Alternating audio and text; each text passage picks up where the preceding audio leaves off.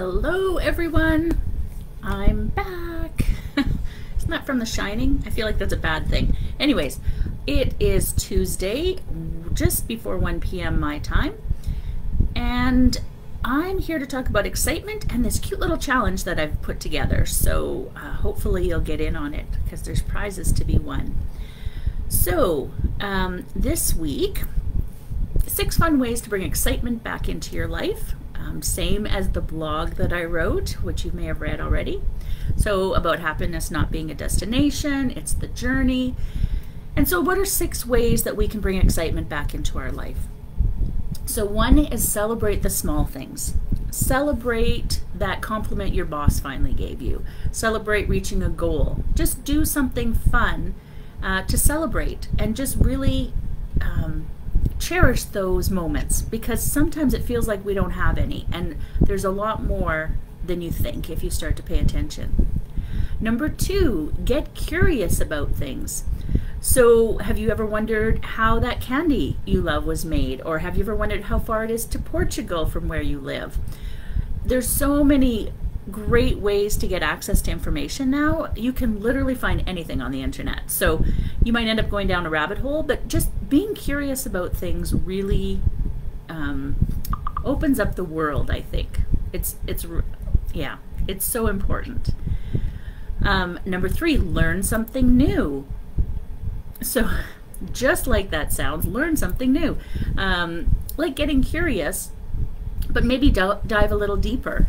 Have you always wanted to try, I don't know, a certain plant in your garden?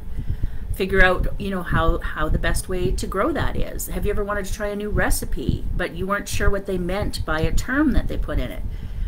Check that out. Find out what they meant.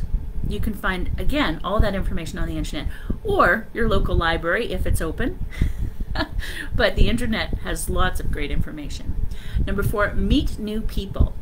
So this one's really important, because as we start to grow and change, we quite often have people shed away from us just through change of life, right? Like life changes and we don't have the same people in our life anymore. And then we find that we don't have very many people in our life anymore. So get out and meet new people. It's amazing the things you can learn from new people, like join a class or a group. There's so many meetup groups, I think, around the world. I know it's really popular here in Canada and the States. So and maybe they have a similar thing where you are, and find something you're interested in and go meet some new people that you might have to wait a little while still. I don't know what your COVID situation is where you are. Another one is try the 5-second rule. So this one I found really helpful for getting things going. So the 5-second rule is, if you're feeling stuck and not wanting to get moving, you count backwards from 5 to 1, and when you get to 1, you do it. So it's a really great way to get out of a slump or get out of bed if you don't want to. 5, 4, 3, 2, 1, and out you go. And then the 6th way is accept a fun challenge. And challenges make us focus. They call on resources that we may not have known we had. And so this week, I'm actually going to challenge you to a really fun one. So it said accept a fun challenge, so that's what I have here. So this week, I challenge you to recreate the same picture in multiple mediums. So at least 2 different mediums. You can do more. In the blog, you'll see a couple of sample pictures, but maybe you have a photograph of something and you want to recreate it with vegetables. Maybe you want to do a painting and do it again in markers and do it again in crayons. Maybe you see something that you like and you want to draw it. Just recreate something in a different way. So it doesn't matter what you use. You can use butter carving if you want to. You can use a tray of vegetables if you want to. You can literally do anything to recreate.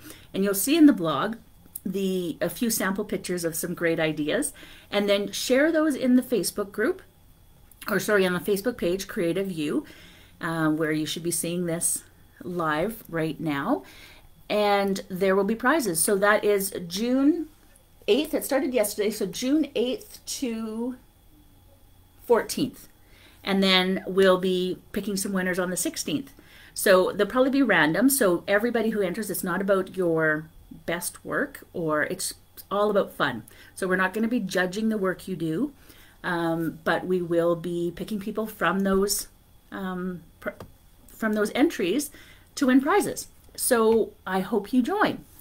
So let me just see, is there any questions? No questions came in today. You know, you're allowed to ask me things. I'm pretty open book, and so it's okay if you ask me things. But no questions today. So have an amazingly creative day. Make that an amazingly creative week. And I will see you again next week. Bye for now. Thank you for listening in. Please remember to like, share, subscribe wherever you are watching or listening. You can find us at www.creativeyou.ca